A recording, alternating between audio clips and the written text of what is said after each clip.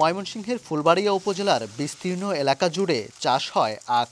এখানকার কৃষক এসব আখ থেকে হাতেই তৈরি করেন লাল চিনি। প্রায় ২৫০০ কৃষক আমন ধান কাটার পর পৌষ, মাঘ, ফাল্গুন মাসে আখ থেকে লাল চিনি তৈরির কাজে যুক্ত হন।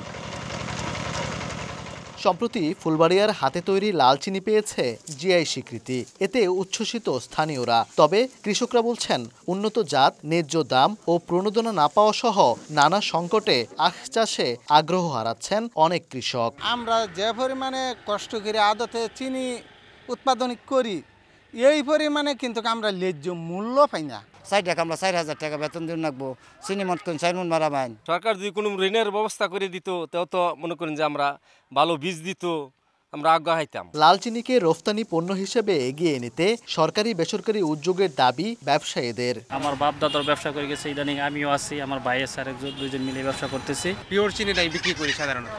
বিদেশ রপ্তানি হতো, তাহলে আমরা কৃষককেও ভালো দাম দিতে পারতাম। কৃষি বিভাগ বলছে, সংকট নিরসন সহ বিএসটিআই অনুমোদনের লক্ষ্যে কাজ চলছে। উন্নত জাত এবং অতিরিক্ত বিনামূল্যে যদি কোনো সার সরবরাহ করা যায়, তাহলে কৃষকদের উৎপাদন খরচটা কমে যাবে। সেক্ষেত্রে তারা আরেকটু লাভের আশা দেখবে।